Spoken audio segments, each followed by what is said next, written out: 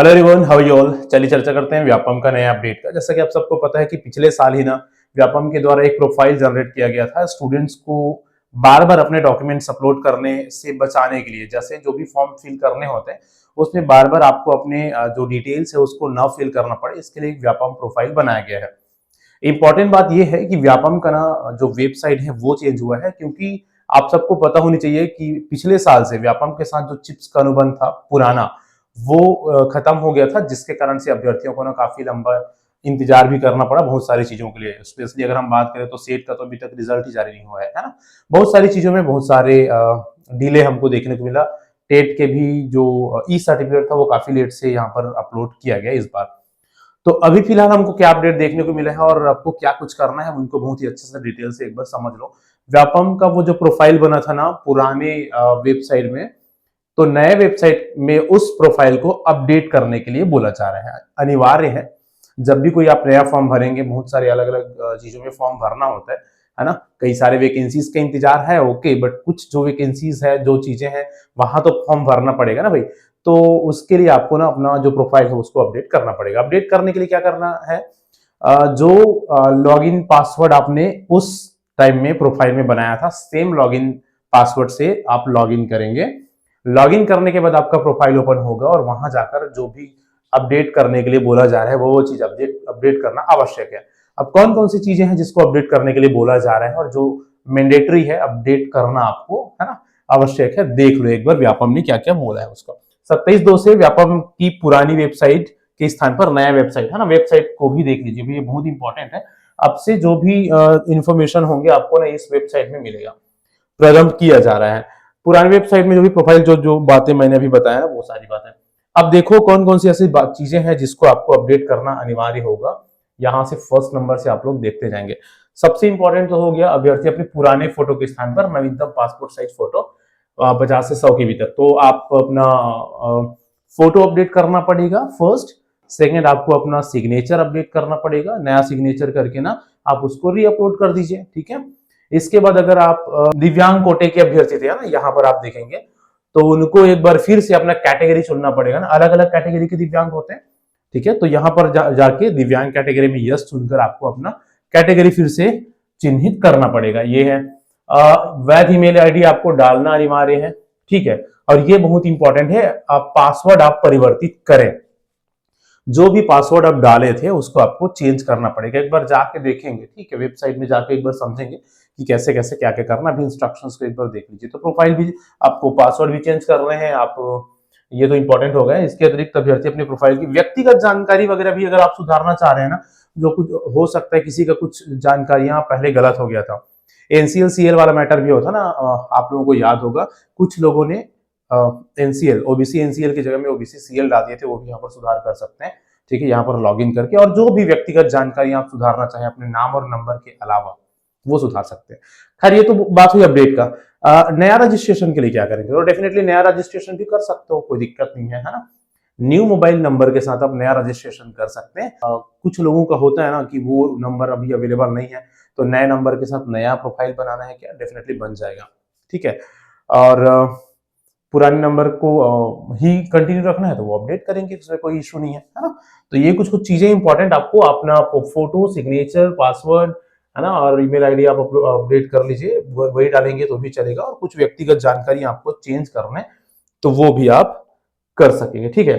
उसके बाद और क्या कुछ बातें बोला गया, देखो, जिन अभ्यर्थियों ने व्यापम की वेबसाइट में पूर्व में अपना प्रोफाइल पंजीयन नहीं किया था, वे व्यापम के नए वेबसाइट पर प्रोफाइल पंजीयन अनिवार्य रूप से कर रहे हैं। हालांकि अभी क्योंकि आज ही के डेट में इसको या 10 मार्च के डेट में इसको जारी किया गया है, तो बहुत सारे लोग इस पर हो सकते हैं वर्क कर रहे होंगे। तो अभी ना पासवर्ड नहीं, सॉरी, ओटीपी नहीं आ पा रहा है। हो सकता है थोड़ा सा वेट कर लीजिएगा, धीरे धीरे सारी चीजें स्मूथली चलने लगेगी, ठीक है। ओटीपी भी आ जाएगा। तो अभी जो कर रहे होंगे हो सकता है उनमें उनके पास ओटीपी नहीं आ रहा होगा, आ जाएगा, वेट करिएगा।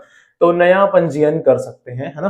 प्रोफाइल में अभ्यर्थी द्वारा दी गई व्यक्तिगत जानकारी ही ऑनलाइन आवेदन में आता है, तथा अभ्यर्थी के ऑनलाइन आवेदन के आधार पर ही व्यापम ऑनलाइन प्रवेश पत्र एवं सारे जो रिजल्ट वगैरह है वो जारी करते हैं। इसलिए अभ्यर्थी प्रोफाइल में अपनी व्यक्तिगत जानकारी को सावधानी पूर्वक भरे। देखो पहले भी हिदायत दिया गया था, जो भी आपकी व्यक्तिगत जानकारी होते हैं उसको बड़ी ही केयरफुली फिल करिएगा। स्पेशली आपके जो नाम है, आपके अ, अगर आप ओबीसी हैं तो एनसीएल वालों को डेफिनेटली एक बार जरूर देख लीजिएगा। जो भी आपके क्लास है या जो भी आपकी कैटेगरी है, सारी चीजों को केयरफुली फिल करिएगा। ठीक है, ये तो हो गया व्यापम के द्वारा जारी किया गया आज के डेट में नोटिस। अगर हम लोग व्यापम के साइट में चलें, अगर हम चलते हैं व्यापम के साइट में, तो देखो आपको क्या क्या देखने को मिलेगा। ठीक है, ये कुछ इस तरह से आपको न्यू व्यापम का साइट देखने को मिलेगा, जो कि लगभग उसी तरह से है ना, जो पुराना था। अब आगे अगर आप चलोगे, यहाँ से आपको क्या करना पड़ेगा, यहाँ से आप ये सारी चीजें ये देख सकते हैं। प्रोफाइल लॉगिन के लिए, सॉरी, या तो प्रोफाइल अपडेशन के लिए आपको क्या करना पड़ेगा, तो सबसे पहले तो आपको प्रोफाइल में लॉगिन करना पड़ेगा ना, तभी तो प्रोफाइल अपडेट होंगे।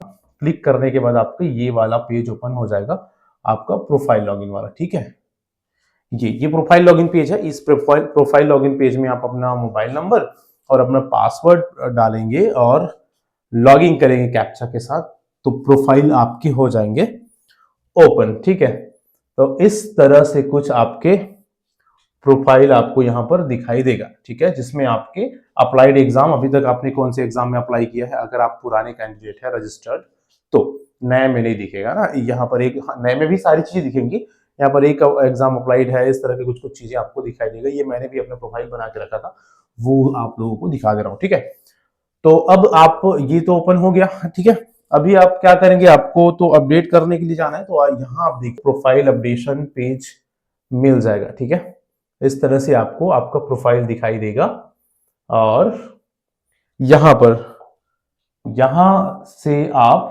प्रोफाइल में क्लिक करेंगे, और प्रोफाइल में जैसे ही क्लिक करेंगे तो आपको आपका प्रोफाइल इस तरह से सारे डेटा, सारे डिटेल्स आपको दिख जाएंगे। आपके नेम और जो भी पर्सनल डिटेल आपने फिल किया ना, वो सारी चीजें दिख जाएगा। नीचे में अगर आप आएंगे तो आपको इस तरह से आपका फोटो, और क्योंकि हमने शुरू में ही चर्चा किया था क्या क्या मुख्य रूप से आपको अपडेट करना है, आपको अपने फोटो को री-अपलोड करना है। अपडेट करना मतलब फिर से अपलोड करना, अपडेट करना मतलब फिर से अपलोड करना।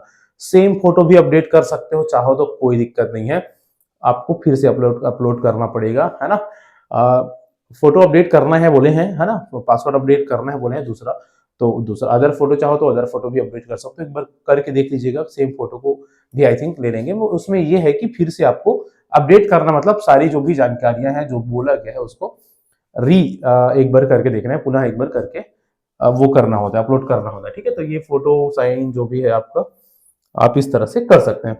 इसके बाद आपको ओटीपी मांगेगा लास्ट में, है ना। ओटीपी के बाद ही याद रखिएगा आपकी जो अपडेशन है वो कंप्लीट हो पाएगा। ठीक है, तो ओटीपी आप पुट करेंगे, उसके बाद आपका प्रोफाइल अपडेट हो जाएगा। और जो नए रजिस्ट्रेशन के लिए जा रहे हैं, उनको तो अपना जो भी पर्सनल डिटेल्स है ना, सारी डिटेल्स आपको पुट करने होते हैं। ठीक है, आईडी पासवर्ड बनाना होता है आपको, और ईमेल आईडी वगैरह डाल के सब चीजों को फिर से करना होता है। वो भी कहाँ होगा, वो भी यही, ये जो होम पेज है, होम पेज में आपको यहाँ पर मिलता है, ये वाले सेक्शन में। ठीक है, ये वाले सेक्शन में आपको प्रोफाइल रजिस्ट्रेशन वाला जो सेक्शन है, वहां पर क्लिक करने से आपके आगे की जो चीजें हैं वो ओपन होती है। ठीक है, तो ठीक है, इसमें आप कर लीजिएगा अपना प्रोफाइल अपडेट करना। जब तक आप प्रोफाइल अपडेट नहीं करेंगे, किसी नए फॉर्म को फिल मत करिए। ठीक है, इसके बाद ही, अपडेट करने के बाद ही नया फॉर्म भरिए। उम्मीद करते हैं कि बहुत सारे और भी फॉर्म्स, एप्लीकेशन फॉर्म भरने का आपको मौका मिले। जिस भर्ती का आप इंतजार में है, उस भर्ती का भी फॉर्म भरने के मिले, चाहे वो शिक्षक भर्ती हो या कोई भी और भर्ती हो। बाकी जो भी भर्तियों के लिए आप तैयारी कर रहे हैं, उसको अच्छे से करते रहिए। मिलते हैं नेक्स्ट वीडियो में, तब तक के लिए थैंक यू सो मच।